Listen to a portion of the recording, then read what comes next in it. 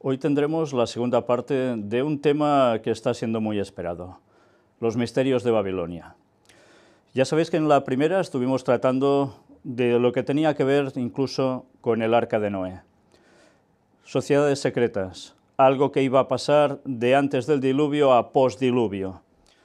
Pero no vamos a continuar directamente en donde terminamos prácticamente, que tenía que ver ya con después del diluvio, sino que para poder aclarar conceptos vamos a retroceder en la historia.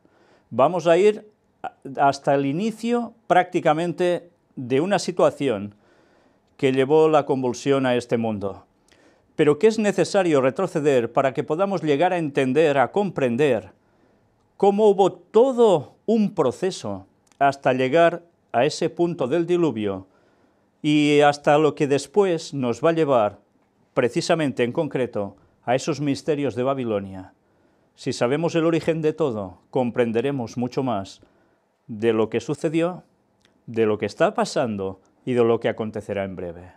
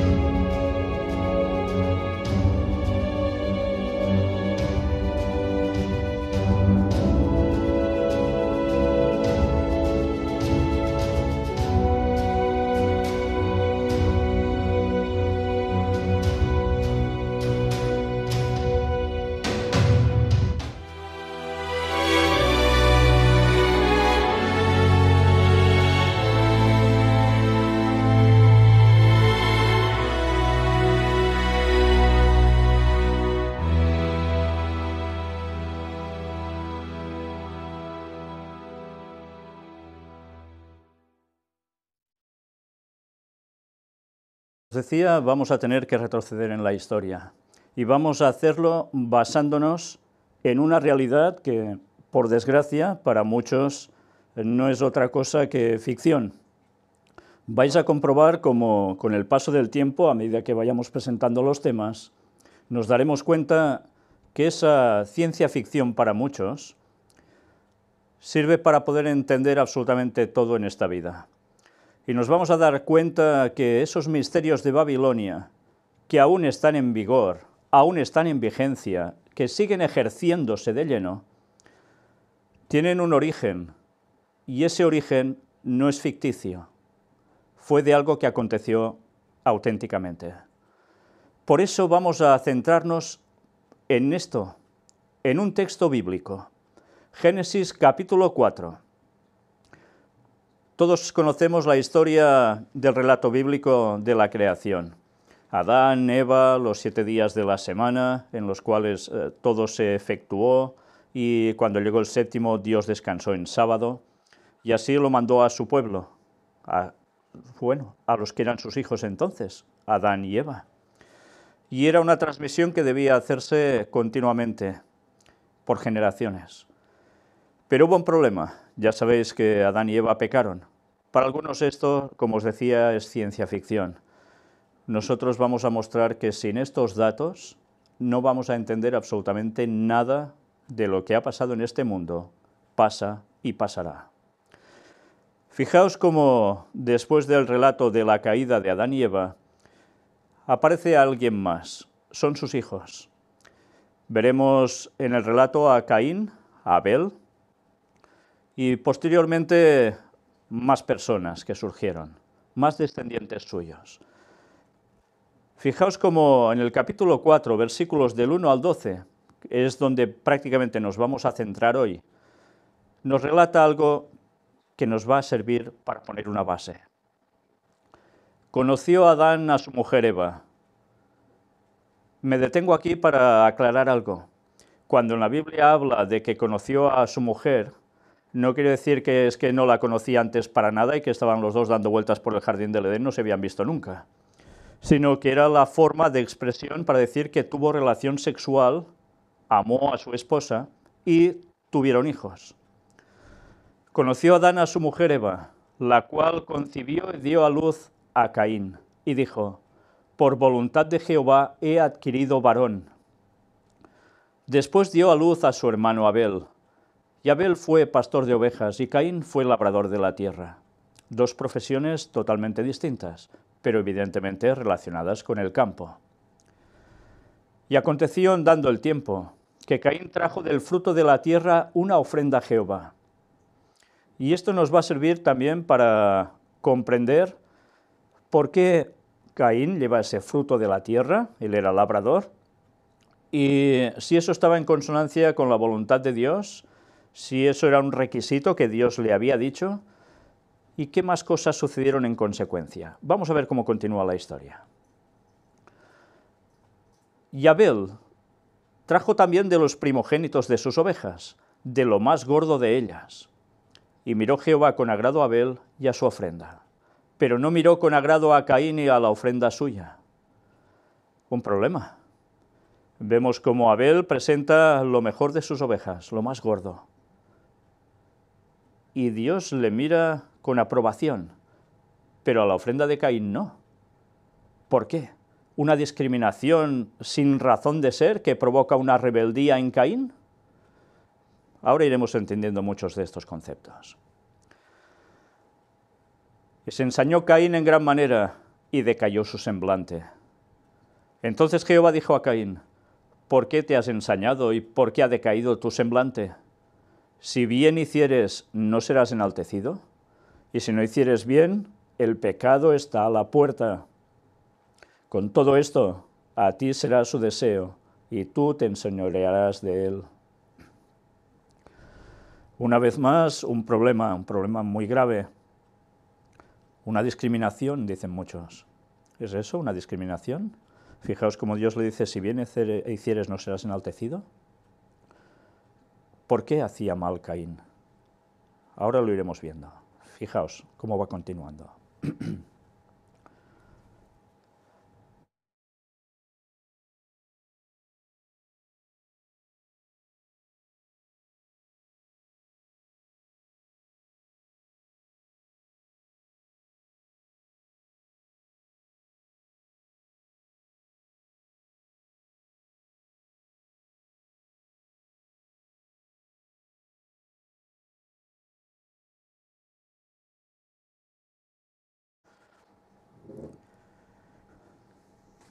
Recordemos lo que está diciendo aquí. Si bien hicieres, ¿no serás enaltecido? Y si no hicieres bien, el pecado está a la puerta. Con todo esto, a ti será su deseo, y tú te enseñorearás de él. Pero mirad lo que ahora va diciendo. Y dijo Caín a su hermano Abel: salgamos al campo. Fijaos cómo aquí no hay respuesta de Caín a Dios. De repente el relato continúa con una historia entre los dos hermanos. Y aconteció que estando ellos en el campo, Caín se levantó contra su hermano Abel y lo mató. Claro, y dices, ¿y por qué? ¿Qué ha hecho Abel de malo para que lo haya matado? Evidentemente ya el texto denota que ha habido una envidia, ha habido una diferencia que Caín no podía o no quería soportar, y es más, no quería cambiar. ¿Y qué hace? Matar a su hermano. ¿Por qué? Luego veremos la explicación a todo ello. El texto continúa diciéndonos: y Jehová dijo a Caín: ¿dónde está Abel tu hermano? Y él respondió: no sé, ¿soy yo acaso guarda de mi hermano? Frase célebre, ¿eh? Frase célebre en la historia de la humanidad. ¿Soy yo acaso guarda de mi hermano? Qué bien estaría si todo el mundo fuera guarda de su hermano, ¿verdad? Procurando el bien, el cuidado de los demás. Pero eso no ha acontecido prácticamente nunca en la historia. Solo una minoría se ha dedicado a hacer eso. El resto, digamos que no. o no mucho. Pero muy interesante ver que dice, no sé. Él decía que no sabía nada de su hermano. Qué curioso. Una gran mentira soltada ante Dios. ¿Y Dios no sabía, acaso, la situación de lo que había acontecido? Y él le dijo, ¿qué has hecho? La voz de la sangre de tu hermano clama a mí desde la tierra. Ahora pues, maldito seas tú de la tierra, que abrió su boca para recibir de tu mano la sangre de tu hermano. Cuando labres la tierra no te volverá a dar su fuerza, errante y extranjero serás en la tierra. Esta es la condena de Dios. Dios sabía lo que Caín había hecho. La voz de la sangre de su hermano clamaba a él desde la tierra. Evidentemente esto es una metáfora, una forma de hablar para que se comprenda con claridad el mensaje. No es algo literal, la sangre no habla, pero la sangre sí clamaba en el sentido de que delataba lo que había hecho Caín con su hermano. Y Dios le dice algo, maldito seas tú de la tierra. Y la tierra, a partir de entonces, ¿estaría en plena consonancia con el ser humano? Bueno, pues evidentemente no. Además, fijaos que dice, cuando labres la tierra, no te volverá a dar su fuerza. Errante y extranjero serás en la tierra. Dos situaciones. La tierra en agricultura ya no sería lo mismo. Ya no tendrían que recoger solo los frutos, sino que también tendrían que elaborar. Y no tendría la misma potencia a la hora de dar los frutos. Pero además le dice, errante y extranjero serás en la tierra. Y aquí es cuando algunos empiezan a decir, errante y extranjero, pero si no había nadie en la tierra. Y después también se preguntan, ¿y de dónde sale toda la gente? Si muere Abel y solo queda Caín, ¿cómo después se llena toda la humanidad? Toda la tierra se llena de gente. Bueno, hay algo que es evidente y que los textos nos hablan, y es que Adán y Eva tuvieron más hijos e hijas. Y por tanto, Caín se fue con una de sus hermanas, cuando en esas épocas era lógico que así aconteciera, porque no había nadie más en la tierra, no había otro linaje, todos provenimos de lo mismo, y con eso es una gran enseñanza. No que ahora tengamos que hacer lo que antes se hacía, sino el hecho de recordarnos que todos en el fondo somos hermanos, hijos de Dios por creación, de un mismo linaje, de una misma sangre. Y eso no debería hacernos pensar mucho. Extranjero en la tierra. ¿Por qué sería extranjero en su tierra? Pues porque Caín, con su esposa, tendría hijos. Y los otros hermanos de Caín, que fueron posteriores a él, evidentemente más pequeños, más jóvenes, también tuvieron hijos. Y la tierra se iba a multiplicar de gente. ¿Y por qué errante y extranjero? Pues porque evidentemente lo que había hecho iba a marcar la mentalidad absolutamente de todos los primeros pobladores de esta tierra. Y el texto sigue, ya lo iremos viendo en su momento, porque nosotros nos vamos a quedar centrados en este apartado, en lo que hemos leído en estos versículos, para profundizar directamente a través de esto. Una ampliación con datos muy interesantes que necesitamos conocer, porque nos va a servir para ir encajando todo lo que vendrá después en esta serie de los misterios de Babilonia. Está extraído del libro de Ellen White, Patriarcas y Profetas. Un libro que si no lo habéis leído nunca os lo recomiendo, porque desde luego es de los que no tiene desperdicio. Y nos vamos a centrar en todo el capítulo 5. Caín y Abel probados.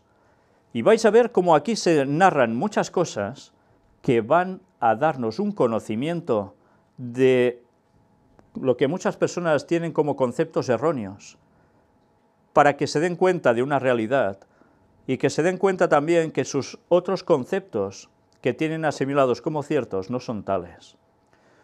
Pero de aquí vamos a llegar hasta el momento del diluvio y vamos a llegar posteriormente a lo que sucedió después.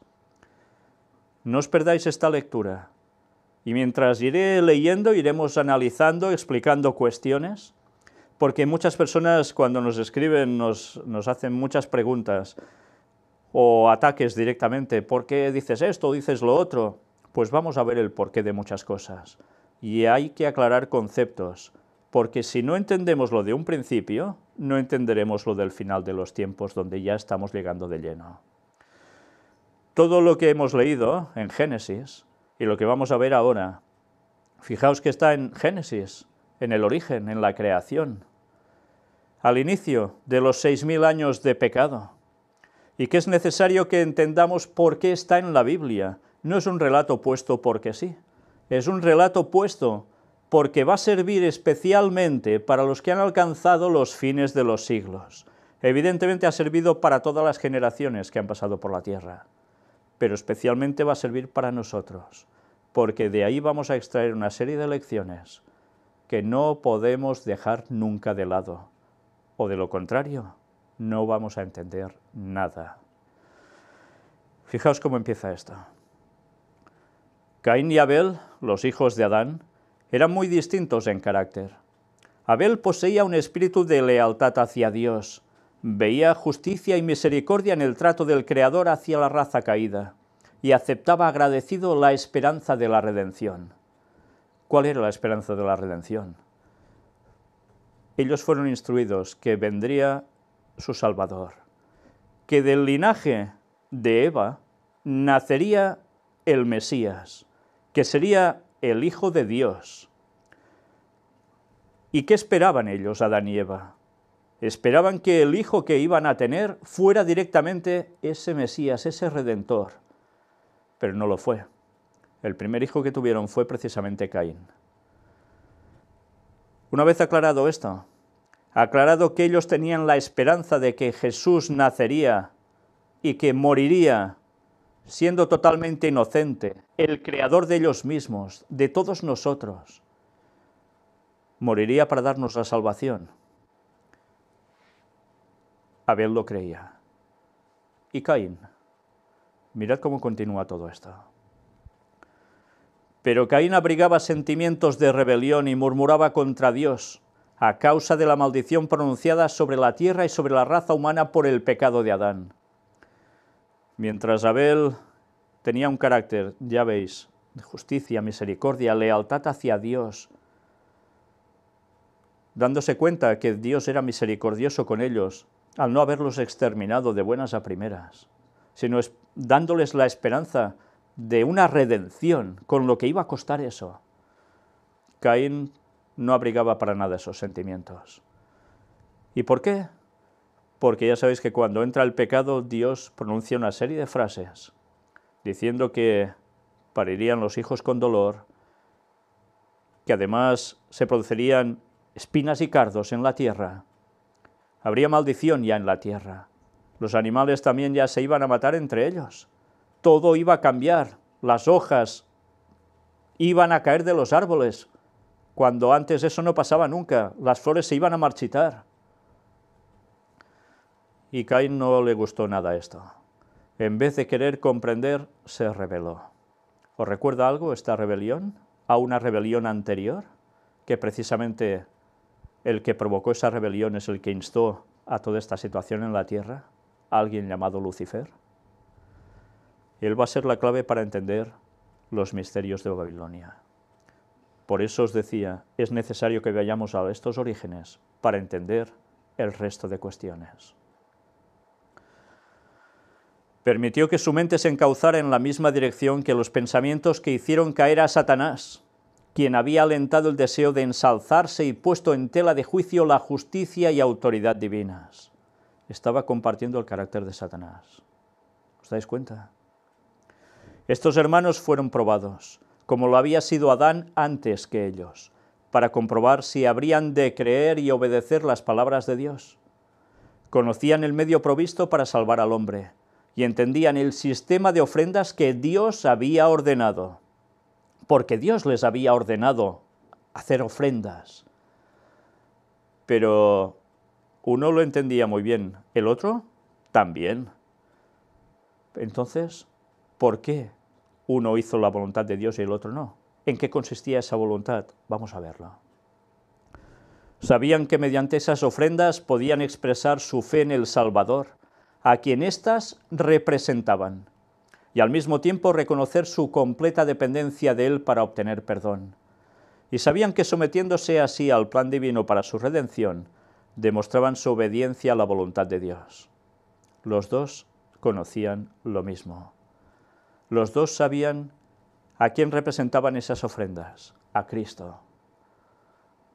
Nada de lo que ellos hicieran por sí mismos les podía dar ninguna salvación, ninguna redención. Todos dependían de Dios y los dos lo sabían. Sin derramamiento de sangre no podía haber perdón del pecado. Y ellos habían de mostrar su fe en la sangre de Cristo como la expiación prometida, ofreciendo en sacrificio las primicias del ganado, no de hierbas, frutas, verduras, del ganado. ¿Quién tiene sangre? ¿Las frutas o el ganado? ¿Quién muere si se derrama la sangre? El ganado. ¿Y todo esto por qué? Para representar a que vendría algún día el Mesías, que derramaría su sangre, no teniendo nada que ver con el pecado de ellos, para poder ser salvos. Pagaría con su propia vida. Sin derramamiento de sangre no hay remisión de pecados. Además de esto, debían presentar al Señor los primeros frutos de la tierra como ofrenda de agradecimiento. Fijaos que también se debía ofrecer los primeros frutos de la tierra. No solo era cuestión de ganado, Los dos hermanos levantaron altares semejantes, y cada uno de ellos trajo una ofrenda. Abel presentó un sacrificio de su ganado, conforme a las instrucciones del Señor. Y miró Jehová con agrado a Abel y a su ofrenda, nos dice Génesis 4:4. Descendió fuego del cielo y consumió la víctima. Pero Caín, desobedeciendo el directo y expreso mandamiento del Señor, presentó solo una ofrenda de frutos. Solo una ofrenda de frutos. Aquí, ¿quién marca la pauta, Dios o él? Él quiere marcar la pauta. Con los frutos debía ser suficiente para él. ¿Pero entendía lo que estaba haciendo? ¿Os habéis dado cuenta que el fuego no lo genera Abel, sino que es fuego del cielo que desciende y consumió a la víctima? ¿Qué va a suceder al fin de los tiempos? La Biblia nos habla de la destrucción de los impíos. Y va a ser por fuego que va a descender del cielo también. Aquí hay un paralelismo. El fuego de aquí tenía que consumir la vida de alguien inocente. Había pagado ese inocente los pecados de los otros. Pero al fin del tiempo la situación se va a reverter, va a ser totalmente distinta.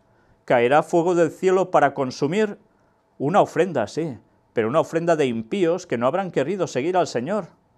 Y al no querer seguir al Señor para nada y hacer la suya, van a morir y no tendrán redención alguna. No tendrán segunda oportunidad. No tendrán el reencarnarse en nada ni en ningún otro lugar. Ya no habrá ocasión de vida. Y ahora mira lo que nos dice. No hubo señal del cielo de que este sacrificio fuera aceptado. No hubo fuego hacia la ofrenda de Caín. Abel rogó a su hermano que se acercase a Dios en la forma que él había ordenado, pero sus súplicas crearon en Caín mayor obstinación para seguir su propia voluntad. ¿Os dais cuenta? Abel, que se da cuenta de lo que está haciendo su hermano, le advierte y le dice, ¿pero qué haces? Hazlo como Dios te ha pedido. Y Caín, en vez de reaccionar y darse cuenta que ha errado, se obstina. Como era el mayor, no le parecía propio que le amonestase su hermano, que era menor, y desdeñó su consejo. Caín se presentó a Dios con murmuración e incredulidad en el corazón, tocante al sacrificio prometido y a la necesidad de las ofrendas expiatorias. ¿Os dais cuenta? La arrogancia que tenía. Su ofrenda no expresó arrepentimiento del pecado. Esa era la cuestión. Creía, como muchos creen ahora, que seguir exactamente el plan indicado por Dios y confiar enteramente en el sacrificio del Salvador prometido para obtener salvación sería una muestra de debilidad. Antes os decía al inicio del tema que nos va a servir para entender el pasado, el presente y el futuro. Y ahora vais viendo ya el porqué, pues aún vais a ver bastantes más cosas. Prefirió depender de sí mismo. ¿Os suena de algo todo esto? ¿Cuántas personas quieren depender de sí mismos para obtener lo que ellos quieren? Incluida una salvación, una vida eterna, un no morir nunca. Y desechan el sacrificio de nuestro Salvador. Se ven suficientes. Ellos ya son dioses, en definitiva. No necesitan de nadie. Se presentó confiando en sus propios méritos. No traería el cordero para mezclar su sangre con su ofrenda, sino que presentaría sus frutos, el producto de su trabajo. Presentó su ofrenda como un favor que hacía a Dios para conseguir la aprobación divina. Impresionante, ¿eh? ¿Qué conclusiones son las que él llegaba? Caín obedeció al construir el altar, obedeció al traer una ofrenda, pero rindió una obediencia solo parcial. Omitió lo esencial, el reconocimiento que necesitaba un Salvador. Y esa era la cuestión. En lo que se refiere al nacimiento y a la educación religiosa, estos hermanos eran iguales. Ambos eran pecadores, y ambos reconocían que Dios demandaba reverencia y adoración. En su apariencia exterior, su religión era la misma hasta cierto punto, pero más allá de esto, la diferencia entre los dos era grande. Aparentemente todo igual, pero no. En el interior había una gran diferencia. Por la fe Abel ofreció a Dios mayor sacrificio que Caín, escribe el apóstol Pablo en la Epístola a los Hebreos, capítulo 11, versículo 4. Abel comprendía los grandes principios de la redención, veía que era pecador y que el pecado y su pena de muerte se interponían entre su alma y la comunión con Dios. Se daba cuenta que el pecado nos separa de Dios, que hemos de hacer un esfuerzo para unirnos a Él, que solos no conseguimos nada, y Abel lo entendía a la perfección. Trajo la víctima inmolada, la vida sacrificada, y así reconoció las demandas de la ley que había sido quebrantada. En la sangre derramada contempló el futuro sacrificio, a Cristo muriendo en la cruz del Calvario, y al confiar en la expiación que iba a realizarse allí, obtuvo testimonio de que era justo y de que su ofrenda había sido aceptada. Abel daba ese sacrificio con pleno conocimiento de a quién representaba ese animal. ¿Y creéis que lo debería pasar bien?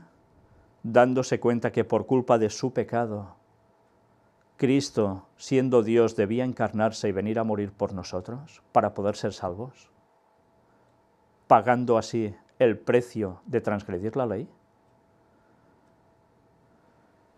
Caín tuvo la misma oportunidad que Abel para aprender y aceptar estas verdades. No fue víctima de un propósito arbitrario. No fue elegido un hermano para ser aceptado y el otro para ser desechado. Abel eligió la fe y la obediencia. Caín, en cambio, escogió la incredulidad y la rebelión. Todo dependió de esta elección. Y vamos a ver cómo esta elección nos va a afectar a todos. Caín y Abel representan dos clases de personas que existirán en el mundo hasta el fin del tiempo. Una vez más os decía algo antes, Lo que sucedió, lo que sucede y lo que sucederá. Mirad la aplicación. En este mundo, hasta el fin del tiempo, existirá gente igual, como estos dos grupos de personas. No más grupos, dos. Una clase se acoge al sacrificio indicado, la otra se aventura a depender de sus propios méritos. El sacrificio de estos no posee la virtud de la divina intervención y, por lo tanto, no puede llevar al hombre al favor de Dios. Solo por los méritos de Jesús son perdonadas nuestras transgresiones. Los que creen que no necesitan la sangre de Cristo y que pueden obtener el favor de Dios por sus propias obras sin que medie la divina gracia, están cometiendo el mismo error que Caín. Si no aceptan la sangre purificadora, están bajo condenación. No hay otro medio por el cual puedan ser librados del dominio del pecado. Y esto va dirigido a todo el mundo. Y especialmente también a una corriente que tiene que ver con los misterios de Babilonia, y de los cuales también trataremos en su momento, los gnósticos. ¿De qué va todo esto? Ya lo veréis en su momento. Y ahora nos dice, la clase de adoradores que sigue el ejemplo de Caín abarca la mayor parte del mundo, pues casi todas las religiones falsas se basan en el mismo principio, a saber que el hombre puede depender de sus propios esfuerzos para salvarse. ¿Que no es así? ¿Y por qué todas las religiones del mundo ofrecen sacrificios a sus dioses? ¿Es para conseguir la salvación por sus propios méritos? ¿Es porque recuerdan que hubo alguien que fue sacrificado por ellos y así podían ser salvos? Fijaos qué diferencia de planteamiento, ¿eh? Algunos siguen unos principios religiosos, pero en el fondo no necesitan a Dios. Es lo que ellos creen. Y hacen que sean salvos por sus propias obras. Sin la sangre de Cristo no hay salvación. Afirman algunos que la humanidad no necesita redención, sino desarrollo, y que ella puede refinarse, elevarse y regenerarse por sí misma. Mirad cuando Ellen White escribió esto. Eran los tiempos en los cuales una línea de pensamiento se iba imponiendo por todos lados. Un cambio en la mentalidad humana. Después de la Revolución Francesa, esa línea de pensamiento, la Ilustración, fue cogiendo esa vía de pensamiento. Y ciertamente el mundo mejoró en ciertos aspectos, pero en otros las cosas fueron cambiando a peor. Hasta llegar a un cierto punto, a un punto en el cual estamos llegando también de lleno ahora, como nunca. Mirad lo que nos llega a decir aquí. Como Caín pensó lograr el favor divino mediante una ofrenda que carecía de la sangre del sacrificio, así obran los que esperan elevar a la humanidad a la altura del ideal divino sin valerse del sacrificio expiatorio. Señores, ¿sabéis que esto también tiene que ver con sociedades secretas? Sí, tiene que ver con sociedades secretas. No solo con cuestión de religiones, sino también con ese misticismo. Y de todo lo iremos hablando y tratando a lo largo de todos estos temas, si Dios quiere, porque hay puntos que debemos conocer para poder captar con claridad que lo que pasó con Caín ha tenido una trascendencia que ha abarcado todos los siglos, que cruzó desde antes a después del diluvio y que va a llegar a su culminación en nuestros tiempos. Y si no sabemos eso, como os decía, no vamos a entender nada y vamos a caer en un engaño fatídico. La historia de Caín demuestra cuál será el resultado de esta teoría. Demuestra lo que será el hombre sin Cristo. La humanidad no tiene poder para regenerarse a sí misma. No tiende a subir hacia lo divino, sino a descender hacia lo satánico. ¿Creéis que esto es verdad o que es falso? Ahora estamos en un momento de apogeo de lo que sería la Ilustración, porque esa línea de pensamiento ha seguido. Y solo tenéis que mirar los libros que hay, las cantidades inmensas de publicaciones editadas, de documentales, que tienen que ver con estas situaciones, de hacernos pensar que nosotros mismos nos podemos regir, que no necesitamos una ley dada por Dios, que Dios ya ni existe, y si existe lo ha hecho muy mal con nosotros y por tanto no hay que hacerle ni caso, que nosotros somos capaces de autolegislarnos hasta el punto de decir a lo bueno malo y a lo malo bueno, porque eso es lo que está aconteciendo, y eso es lo que terminará de acontecer hasta el fin del tiempo. La gente vivirá más años, sí, ya los está viviendo en comparativa. Como en tiempos del diluvio, evidentemente no, fueron súper longevos. Pero ahora la humanidad sobre todo en el mundo occidental, está viviendo algo más de años que hace unos años atrás. ¿Y esto nos va a llevar a algo positivo? Pues precisamente deberemos aprender una lección del pasado, porque vamos a comprobar cómo a esa gente le sirvió para algo que no aprovecharon precisamente para bien, sino para mal. Y la historia se está repitiendo. ¿Se legislará conforme a la voluntad de Dios? ¿O se irán sacando leyes que al final irán llevando a descender al camino de Satanás? Solo tenéis que mirar el panorama de cada país. Solo tenéis que mirar sus legislaciones. Y vais a comprobar cómo la moral está siendo pisoteada de arriba abajo. Y nunca mejor dicho, de arriba abajo. Porque el pisotazo, el pisotón, hunde. Y cuando hunde lleva a lo satánico, no eleva. Ya iremos viendo todo eso. Cristo es nuestra única esperanza. En ningún otro hay salud o salvación, dicen los textos, porque no hay otro nombre debajo del cielo dado a los hombres en que podamos ser salvos. Esto lo dice Hechos 4:12. Allí está el texto. Solo en Jesús hay salvación, en nadie más. La verdadera fe que descansa plenamente en Cristo se manifestará mediante la obediencia a todos los requerimientos de Dios. Y atención a lo que ahora iremos leyendo, porque todos aquellos que pensáis que no, yo voy bien, que puedo dejar los mandamientos de Dios al lado, porque incluso los creyentes dicen, no, Cristo ya murió por mí y yo soy salvo por gracia y por fe y por tanto puedo seguir mi vida. Atención a lo que vais a leer o a lo que vais a escuchar, porque si tenéis un poco de razonamiento, os vais a dar cuenta de que ese planteamiento es una vanidad absoluta. Sí, claro que hay salvación por fe y por gracia, evidentemente. Si no creemos en la salvación de Cristo por nosotros, si aceptamos su mensaje, seremos salvos. Si rechazamos lo que hizo por nosotros, estamos perdidos. ¿Pero solo eso basta? Atentos. Desde los días de Adán hasta el presente, el motivo del gran conflicto ha sido la obediencia a la ley de Dios.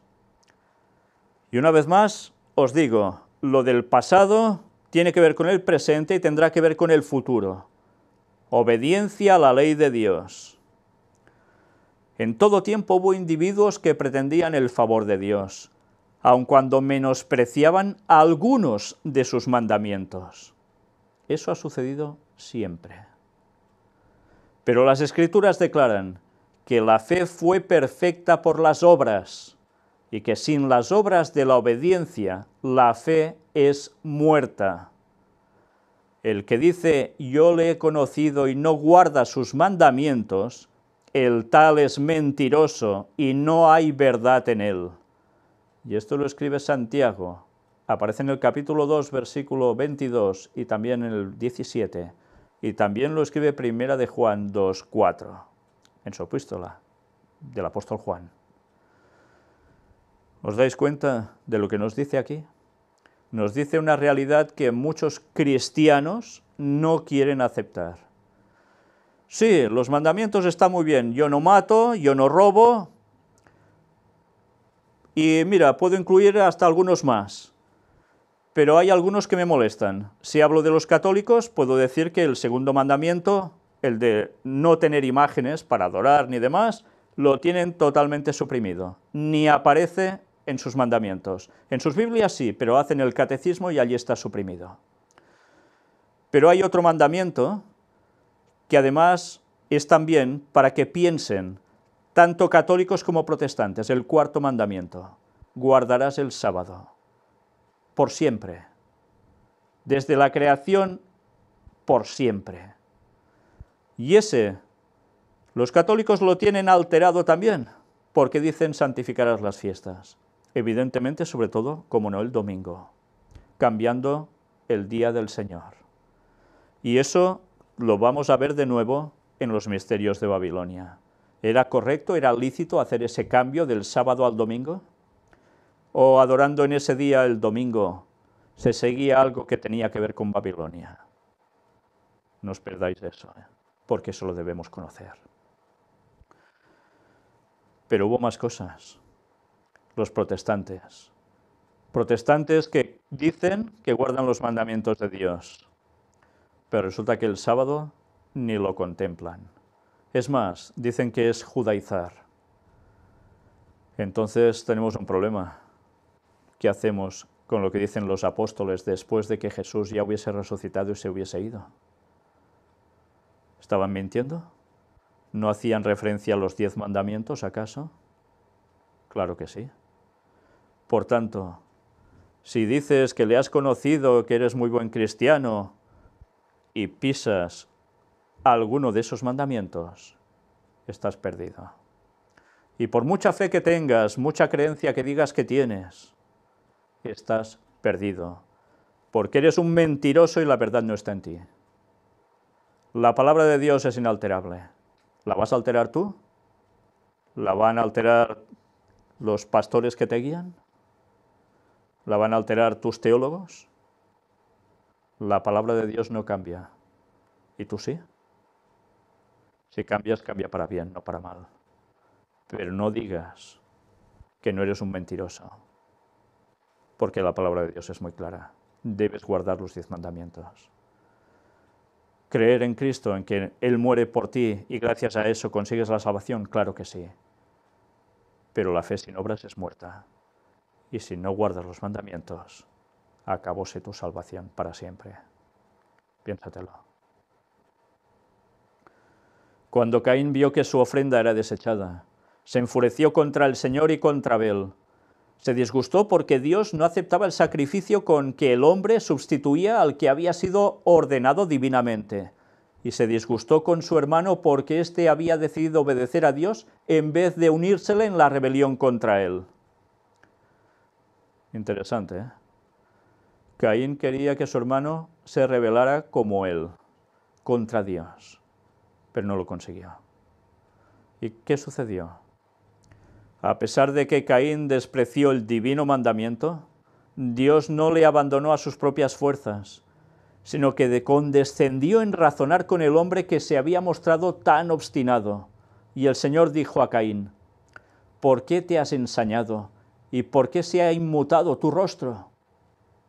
Por medio de un ángel se le hizo llegar la divina amonestación. Si bien hicieres, ¿no serás ensalzado? Y si no hicieres bien, el pecado está a la puerta. Tocaba a Caín escoger. Si confiaba en los méritos del Salvador prometido y obedecía a los requerimientos de Dios, gozaría su favor. Pero si persistía en su incredulidad y transgresión, no tendría fundamento para quejarse al ser rechazado por el Señor. Pero en lugar de reconocer su pecado, Caín siguió quejándose de la injusticia de Dios y abrigando envidia y odio contra Abel. Censuró violentamente a su hermano y trató de arrastrarlo a una disputa acerca del trato de Dios con ellos. Con mansedumbre, pero valiente y firmemente, Abel defendió la justicia y la bondad de Dios. Indicó a Caín su error y trató de convencerle de que el mal estaba en él. Le recordó la infinita misericordia de Dios al perdonar la vida a sus padres, cuando pudo haberlos castigado con la muerte instantánea, e insistió en que Dios realmente los amaba, pues de otra manera no entregaría a su Hijo, santo e inocente, para que sufriera el castigo que ellos merecían. Todo esto aumentó la ira de Caín. La razón y la conciencia le decían que Abel estaba en lo cierto, pero se enfurecía al ver que quien solía aceptar su consejo osaba ahora disentir con él, y al ver que no lograba despertar simpatía hacia su rebelión. En la furia de su pasión, dio muerte a su hermano. ¿Y creéis que esto está escrito en la Biblia porque sí? Antes os decía que está escrito para los que alcanzarán especialmente los fines de los siglos. Ese relato y toda la Biblia. Pero ¿por qué hago referencia en concreto a este relato? ¿Os habéis dado cuenta? Un hermano le dice al otro: haz caso del Señor, sigue lo que Él dice, no te vayas por tus derroteros, reconoce que estás en pecado, que tienes que cambiar. El hermano diciéndole esto al hermano.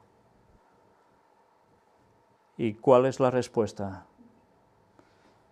Pues si no cedes, se te acabó a ti. ¿Y qué hizo Caín? Dio muerte a su hermano. Recordad los temas que presentamos últimamente en California. El hermano entregará muerte al hermano. ¿Creéis que esto es solo para la gente del mundo cuando haya una persecución final contra el pueblo de Dios?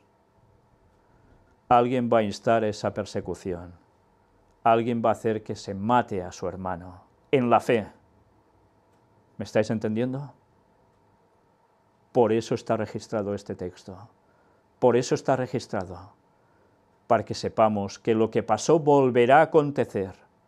Ha pasado siempre, pero al fin de los tiempos será de un modo impresionante, como nunca. Esto no está escrito porque sí. Caín odió y mató a su hermano, no porque Abel le hubiese causado algún mal, sino porque sus obras eran malas y las de su hermano justas. Y esto lo escribe el apóstol Juan en 1 de Juan 3:12. La historia se va a repetir. Asimismo odiaron los impíos en todo tiempo a los que eran mejores que ellos. La vida de obediencia de Abel y su fe pronta para responder eran un perpetuo reproche para Caín. Todo aquel que hace lo malo aborrece la luz y no viene a la luz, porque sus obras no sean redargüidas. Juan 3:20. Y así es, Cuando alguien denuncia el pecado, el mal que se está haciendo, las cosas incorrectas entre el pueblo de Dios, ¿qué suele recibir a cambio? Pues todo lo contrario a lo bueno. ¿Y por qué no quieren aceptar cuando se dicen las cosas? No quieren ser reprochados, no quieren ser corregidos, prefieren seguir su vida, como si seguir su vida tal cual les fuese a dar salvación alguna. ¿Qué es más fácil hacer? ¿Cambiar? Sí, eso sería muy fácil, si se es humilde, si se es sincero. Pero cuando hay arrogancia, cuando hay espíritu de rebelión, cuando hay el carácter de Satanás por detrás, aunque aparentemente todo parezca tan correcto, el fin de la sentencia es claro. No tendrán salvación. Cuanto más clara sea la luz celestial reflejada por el carácter de los fieles siervos de Dios, tanto más a lo vivo quedan revelados los pecados de los impíos, y tanto más firmes serán los esfuerzos que harán por destruir a los que turban su paz. Y eso tiene aplicación para todos. Hermanos en la fe y los demás, los plenamente impíos. La muerte de Abel fue el primer ejemplo de la enemistad que Dios predijo que existiría entre la serpiente y la simiente de la mujer, entre Satanás y sus súbditos y Cristo y sus seguidores. Mediante el pecado del hombre, Satanás había obtenido el dominio de la raza humana, pero Cristo habilitaría al hombre para librarse de su yugo. Y ahora entenderéis por qué estábamos tratando de los temas de la paz de Dios, los cuales pronto, si Dios quiere, vamos a reanudar, donde vamos desglosando ya prácticamente capítulo, versículo, 1 a 1 de la Biblia. ¿Y por qué?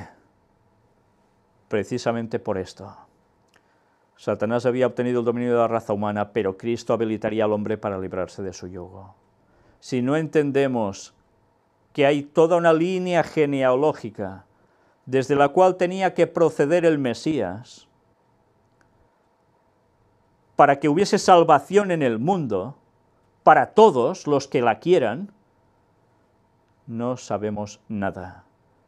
Si no sabemos que Dios tenía que preservar esa línea genealógica a través de la mujer hasta llegar a Cristo, y que por eso tuvo que tomar medidas drásticas ante los impíos que no querían aceptar eso para nada, y hubiesen acabado con el pueblo de Dios para que Cristo no naciera. Evidentemente no era el propósito claro en la mente de estos impíos, pero en la mente que está por detrás de ellos sí. Satanás sabía que si esa línea genealógica era interrumpida totalmente, el Mesías no nacería, y eso le daría la victoria sobre toda la humanidad por siempre. La rebelión contra Dios estaría firmemente anclada por siempre. ¿Entendéis ahora por qué Dios tomaba esas medidas drásticas que aparecen en el Antiguo Testamento y que tantos no comprenden y acusan a Dios de ser el mismísimo Satanás? Qué cortos hay que ser para llegar a pensar eso, en vez de profundizar en las cuestiones para aclarar los conceptos. Cortos voluntarios o involuntarios, ese es el problema. Algunos no dan para más, pero otros dan para más y no quieren saber la verdad y se siguen cerrando por banda. ¿Y por qué? Porque así pueden seguir haciendo su vida y no seguir lo que Dios les dice que deben hacer. Una vez más, ellos son su propio Dios. Y en verdad no se dan cuenta que solo son siervos de Satanás y que van a terminar muertos por la eternidad. Qué triste. Y el texto aún nos va añadiendo más cosas. Fijaos cómo nos dice, la muerte de Abel fue el primer ejemplo de la enemistad que Dios predijo. Esa enemistad ha sido continua a lo largo de la historia. Desde Abel hasta que Cristo vuelva, los auténticos hijos de Dios tantísimas veces suelen morir en manos de los demás, que son contrarios a seguir la palabra de Dios, tal cual. Y eso no va a cesar hasta el final.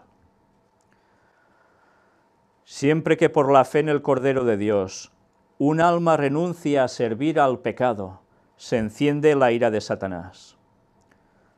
Esto también me gustaría aclararlo.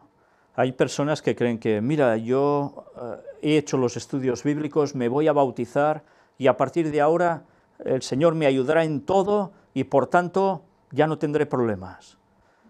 Pues no, señores, para nada. Cuando tú decides entregar tu vida a Dios es cuando más problemas tendrás. ¿Te crees que Satanás se va a quedar cruzado de brazos? Satanás actuará.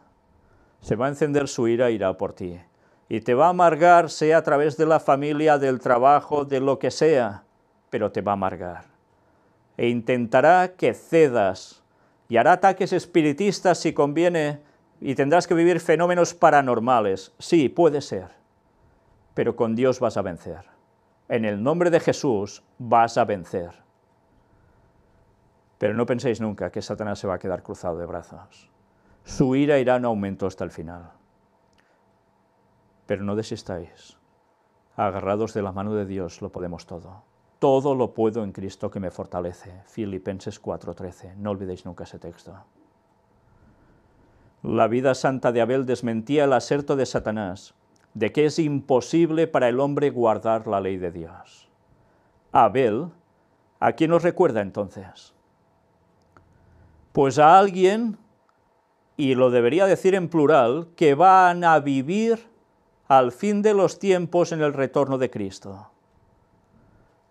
Personas que van a guardar la ley firmemente, con plena convicción, no por legalismo, sino de corazón, y van a ser fieles hasta el retorno de Cristo. ¿Quiénes son esos?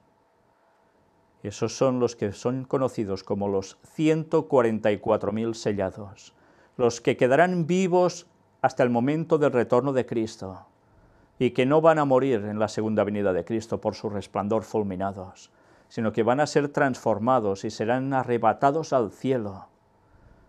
Y es entonces cuando hay el arrebatamiento, no antes, habrán pasado por la gran tribulación. Una vez más, Abel, en Génesis, es la clara parte de lo que va a pasar al fin de los tiempos con los 144.000 que aparecen en el último libro de la Biblia, en Apocalipsis. De Génesis a Apocalipsis, una correlación. Y curiosamente, 6.000 años de historia. 6.000. Y volverá Cristo. 6.000 años de historia desde la entrada del pecado, desde todos esos acontecimientos. ¿Creéis que lo de Caín y Abel está puesto solo porque sí? Los 144.000 estarán vivos hasta los 6.000 años desde la entrada del pecado y Cristo volverá. Y eso sucede en 2031, cuando se cumplen justo esos 6.000 años. Cuando Caín, movido por el espíritu malo, vio que no podía dominar a Abel, se enfureció tanto que le quitó la vida. Y dondequiera haya quienes se levanten para vindicar la justicia de la ley de Dios, el mismo espíritu se manifestará contra ellos. ¿Entendéis ahora por qué hasta en iglesias adventistas, cuando hay personas que dicen las cosas como son a tal punto reprobados, apartados, desestimados? ¿Por qué molestan? Y eso es en todas partes. Pero lo triste es que pase hasta en las iglesias, que se dicen ser las del pueblo de Dios definitivo. Qué lamentable es. Donde quiera se levantan personas diciendo las cosas como son, el espíritu de Satanás actuará. ¿Ahora entendéis por qué muchos lo estáis pasando mal en vuestras iglesias cuando aceptáis el mensaje del cuarto ángel? ¿Creéis que es porque sí? Pues sed felices si os pasa eso. Sed felices porque quiere decir que vais por el buen camino. Quiere decir que tenéis la aprobación de Dios. Por eso tenéis problemas. Si no, estaríais como ellos. Es el Espíritu que a través de las edades ha levantado la estaca y encendido la hoguera para los discípulos de Cristo. Antes, ahora, después. Lo que sucedió volverá a suceder. Recordad siempre esto. Pero las crueldades perpetradas contra ellos son instigadas por Satanás y su hueste porque no pueden obligarlos a que se sometan a su dominio.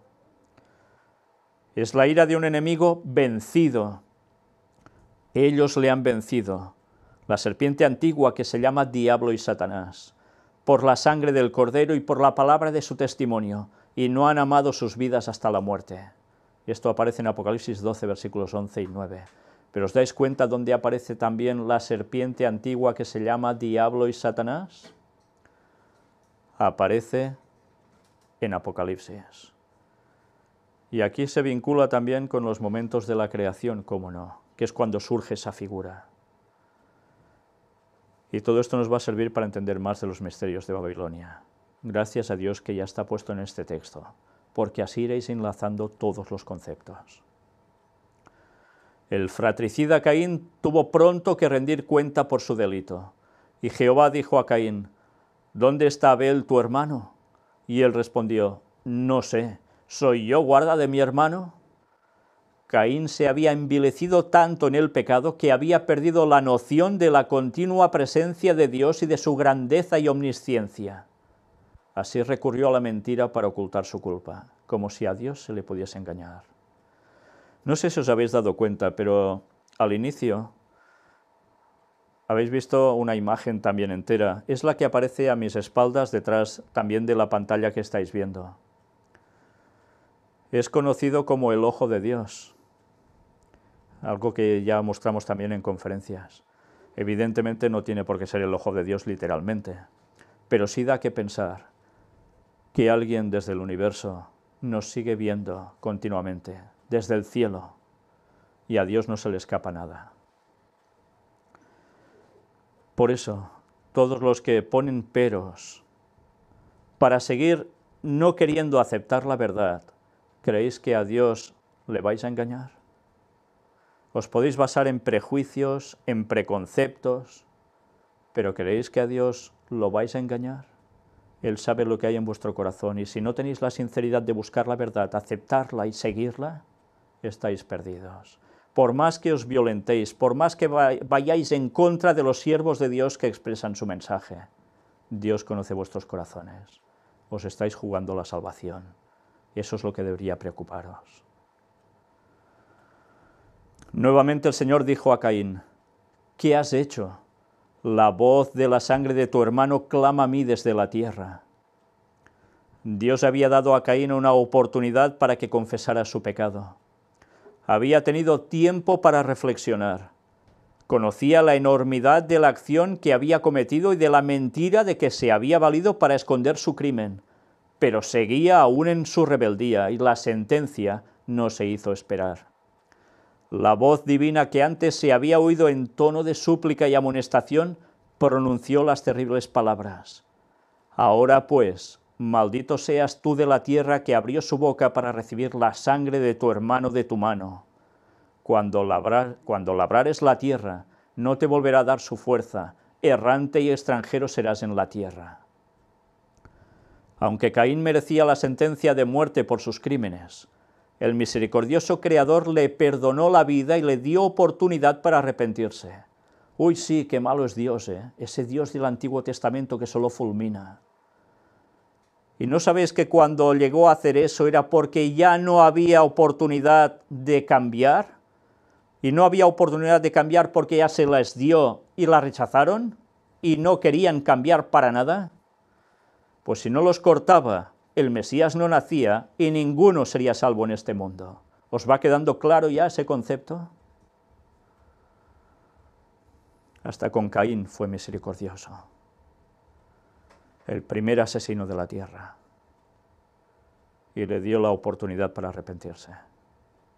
Pero Caín vivió solo para endurecer su corazón, para alentar la rebelión contra la divina autoridad y para convertirse en jefe de un linaje de osados y réprobos pecadores. Atención a esto. Lo que acabamos de leer es la clave para todo el tema que estamos tratando. Caín vivió solo para endurecer su corazón. ¿Y qué hace en consecuencia? Para alentar la rebelión contra la divina autoridad. Él vivió haciendo que los demás se rebelaran contra la autoridad divina. ¿Y qué más? Se convirtió en jefe de un linaje de osados y réprobos pecadores. Su linaje siguió sus pasos, él era su líder. ¿Y hasta dónde llegó eso? ¿Os lo habéis pensado? Ya lo iremos viendo.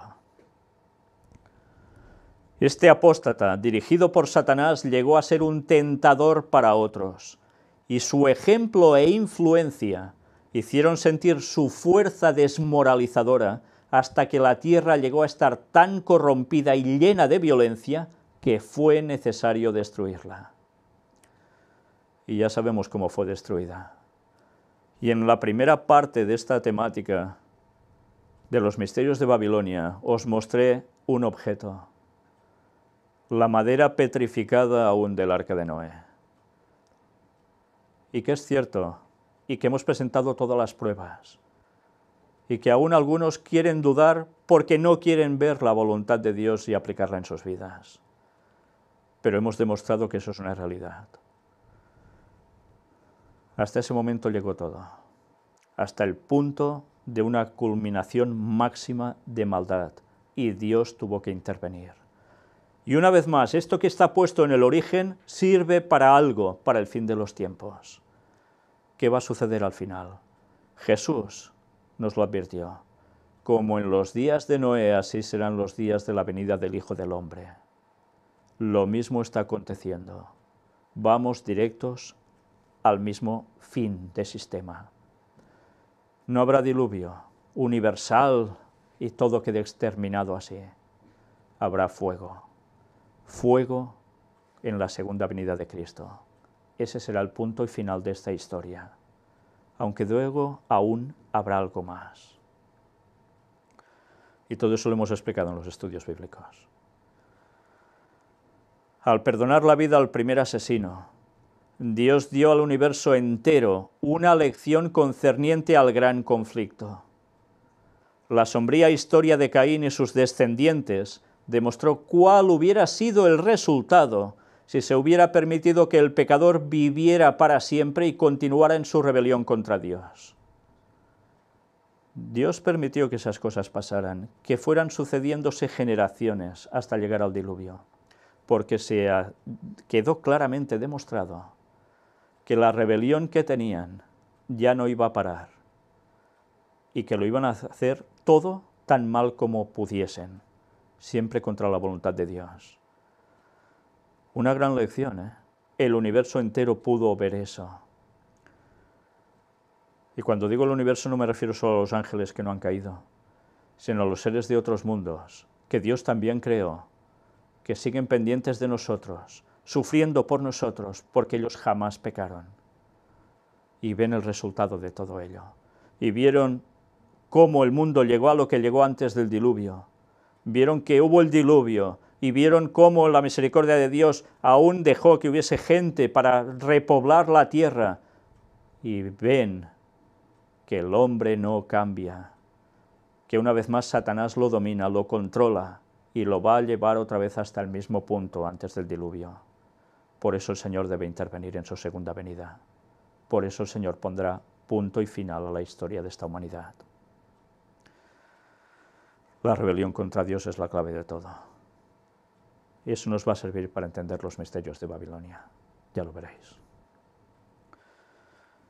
Pero aquí no lo dice.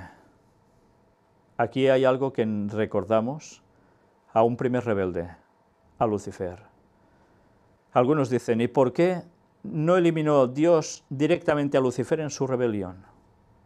Pues por lo mismo. Era necesario que el universo entero, que jamás había visto una situación de pecado, de transgresión, de rebelión, viese el fruto de transgredir la ley de Dios, la ley del cielo. Y ahora nadie en el universo duda que Satanás es maligno, que Satanás es adversario de Dios, que Satanás es rebelde y quiere que otros le sigan en su rebelión, y quisiera destronar a Dios, pero no podrá. Ahora nadie del universo duda que Dios vaya a ser justo cuando termine con los impíos y con Satanás y sus ángeles caídos. La justicia debe ser hecha. ¿Para qué? Para el bien del universo y para una lección que jamás olvidará nadie por la eternidad. Por eso no volverá a haber transgresión ninguna por los siglos de los siglos. La paciencia de Dios solo inducía a los impíos a ser más osados y provocadores en su iniquidad.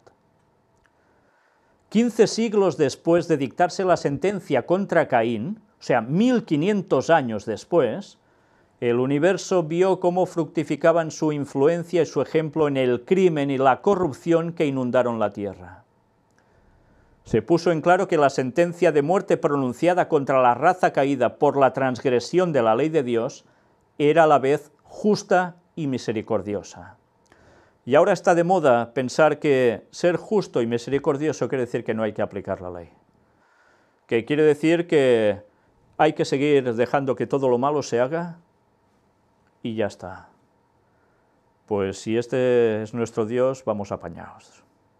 ¿Creéis que Dios, que es tan bueno, no va a aplicar justicia para que precisamente los que le quieren seguir puedan vivir tranquilamente por la eternidad? ¿Creéis que Dios sería justo si dejara sufrir a esta gente impía, porque van a seguir sufriendo revolcados en sus maldades y queriendo terminar con los que no están en consonancia con ellos? ¿Serían felices esta gente? Dios debe aplicar justicia por lo que han hecho y misericordia incluso con ellos para que terminen de sufrir, porque una eternidad con esas formas de proceder, de felices no tendrían nada. Si los demonios entre ellos están odiándose continuamente, ¿creéis que los humanos iban a ser distintos cuando reflejan el carácter de ellos? Dios tendrá que poner punto y final a eso, y lo va a hacer, tenerlo por seguro. Se puso en claro que la sentencia de muerte pronunciada contra la raza caída por la transgresión de la ley de Dios era a la vez justa y misericordiosa. Las dos cosas, no separemos conceptos. Cuanto más tiempo vivían los hombres en el pecado, tanto más réprobos se tornaban. La sentencia divina que acortaba una carrera de iniquidad desenfrenada y que libertaba al mundo de la influencia de los que se habían endurecido en la rebelión, fue una bendición más bien que una maldición, por supuesto. Y es curioso, ¿habéis pensado en la longevidad de estos señores? Estuvimos hablando en los temas de los antediluvianos. Personas que vivían a la raya de los 900 años. No llegó ninguno a 1000. Matusalén está registrado como el de más longevidad, con 969 años. Pero los impíos, ¿creéis que vivieron mucho menos? Eran gente longeva. ¿Y qué hacían? ¿Los años que pasaban les llevaba la tendencia al bien? Pues no. todo a peor. ¿Os imagináis esas personas viviendo casi 1000 años, con esa gran capacidad mental, ese portento físico impresionante, pero sumamente alejados de Dios de lo que eran capaces de hacer? La tierra llena de violencia. Hicieron grandes cosas, grandes construcciones, grandes maravillas a las cuales nosotros jamás llegaremos, al menos en esta vida. Pero hicieron algo para perpetuar la ley de Dios y llevar a la gente a la verdad y a poder ser salvos. Todo lo contrario. El mundo se desestabilizó por todos lados. Toda la creación sufrió también. ¿Y ahora qué está pasando? Lo mismo. El texto va siguiendo, y la verdad es que frase tras frase no deja de que hagamos una meditación en cada palabra de las que aparecen, porque desde luego todo lo que vais leyendo es impresionante.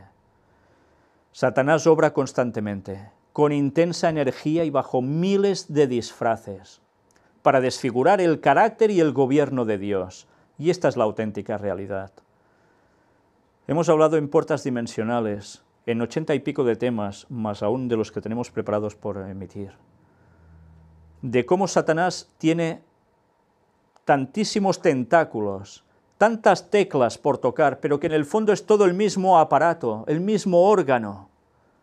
Detrás está él, pero es capaz de moverlo todo para desfigurar el carácter de Dios, el gobierno de Dios, y hacer caer a la gente por un lado o por el otro.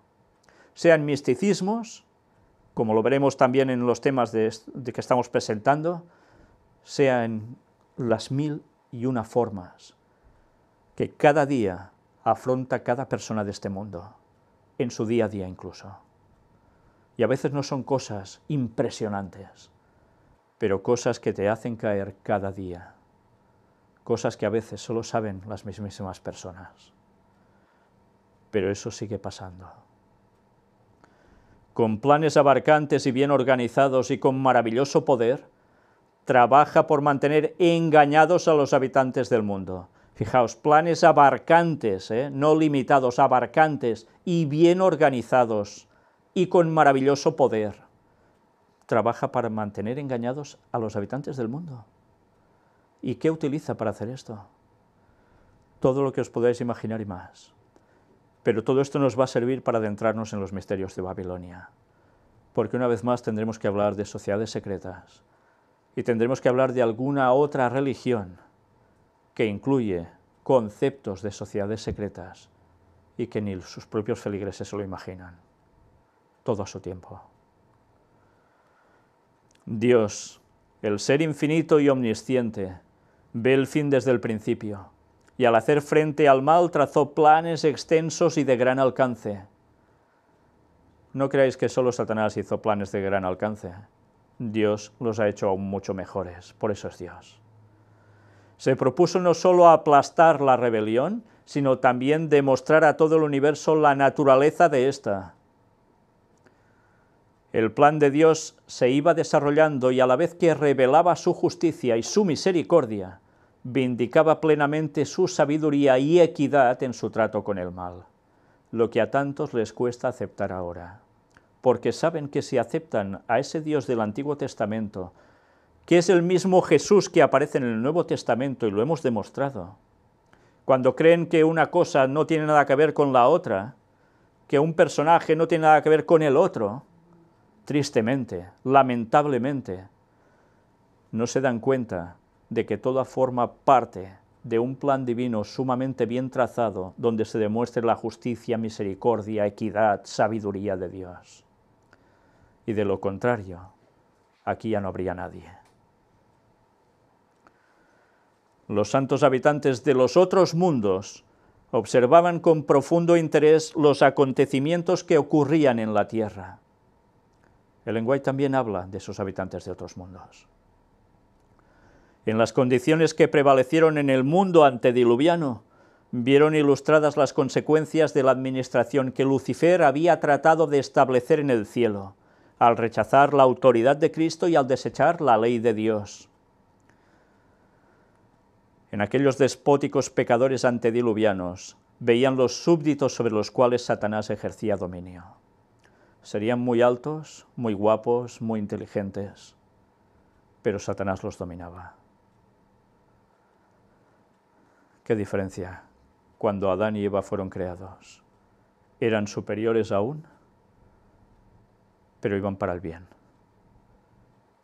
Cuando Satanás tomó el control sobre ellos, todo cambió drásticamente. Pero Dios tuvo misericordia con Adán y con Eva y con los descendientes y salvó a todo un pueblo.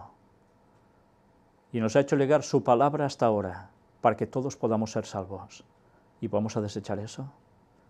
El universo entero está expectante. Y nosotros, como actores de este drama, podemos decidir aún. No se nos asigna un papel por fuerza, podemos elegirlo. ¿Queremos ser del sector de los que van a ser salvos o del sector de los que van a ser impíos y se van a perder, aún diciéndose creyentes? Todo designio de los pensamientos del corazón de ellos era de continuo solamente el mal. Y así vino el diluvio, ¿lo recordáis? Pues así será al fin de los días cuando Cristo vuelva.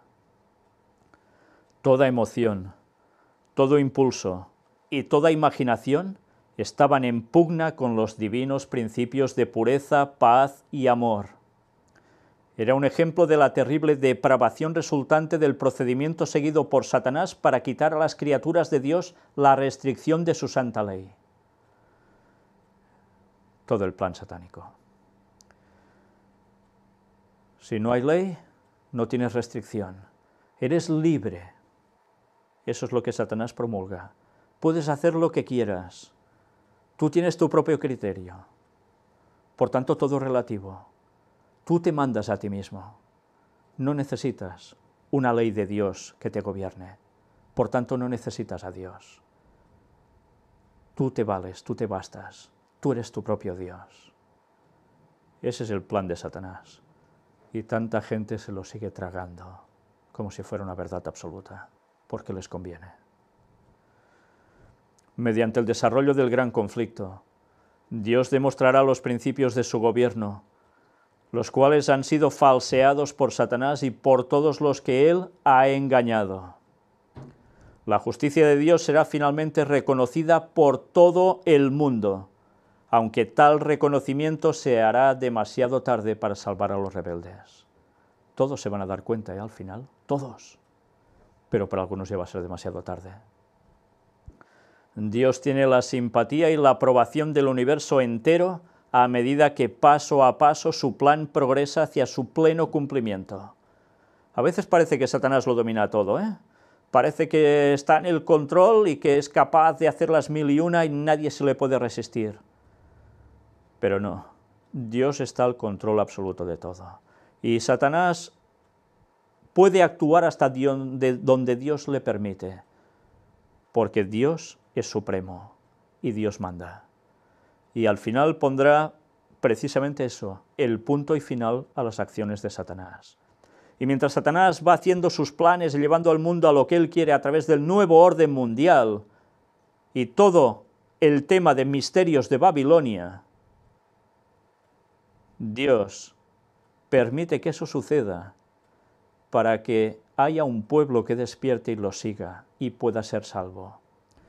Y el tiro le va a salir por la culata a Satanás. Vaya que se le va a salir.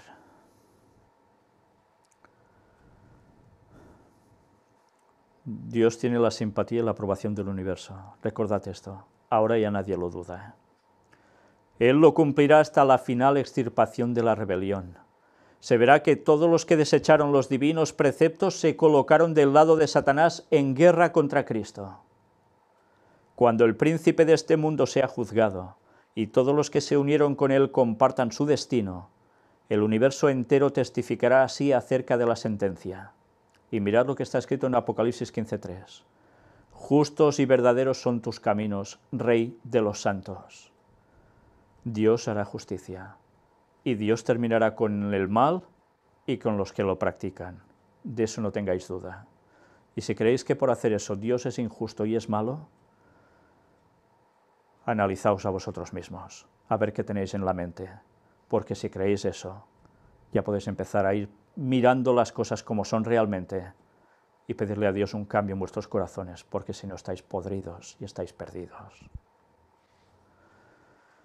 Nosotros vamos a terminar la primera parte de esta lectura, porque va a continuar. Vamos a enlazar con el siguiente capítulo, que nos va a llevar prácticamente ya hasta el mismísimo diluvio, donde aún deberemos aprender de ciertos personajes y de cosas que estaban aconteciendo hasta llegar a ese momento, porque eso es la clave para entender lo que va a acontecer en el desarrollo de todos los temas que vamos a tratar en los misterios de Babilonia.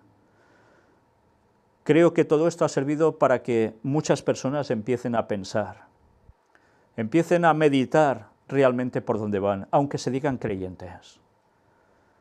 Y si no he conseguido que eso suceda, yo no puedo cambiar las cosas. Es el Espíritu Santo el que tiene que hacer eso en vosotros. A nosotros solo nos queda orar para que os deis cuenta de la realidad y para que sigáis avanzando en el pleno conocimiento de la verdad, en indagar también en las artimañas de Satanás, que es en lo que va a consistir precisamente los temas de los misterios de Babilonia, en ver cómo ha sido capaz Satanás de hacer un destrozo en el mundo antediluviano y hacer lo mismo postdiluvio hasta el final, pero que Dios va a hacer justicia. Y sabéis, nosotros no debemos desconocer las artimañas de Satanás, debemos saber sus planes, y debemos conocer la palabra de Dios a fondo, para ver el cumplimiento de todo, sobre todo en profecía, pero estar firmes en la verdad, guardando los mandamientos de Dios y teniendo la esperanza en el pronto regreso de nuestro Señor para ser salvos. Su sacrificio en la cruz nos ofrece esa salvación, pero por nuestros frutos también se nos conocerá. Los misterios de Babilonia van a destapar muchas cosas, muchas, y vale la pena que los conozcamos hasta tal punto, hasta el punto suficiente para ver cómo todo el mundo está participando de esas artimañas de Satanás sin darse cuenta. Pero Dios tiene un pueblo que sigue levantando un mensaje final para que el mundo reaccione, el mensaje del cuarto ángel. Apocalipsis 18, el mensaje que se une a los otros 3 ángeles de Apocalipsis 14, el que va a llevar a la culminación, el que va a llevar a la segunda venida de Jesús, en la fiesta de tabernáculos, en otoño, en 2031. Preparémonos para no caer en engaños, conozcamos la verdad y sigámosla, y démosla a conocer al mundo. El mundo lo necesita. Que Dios os bendiga.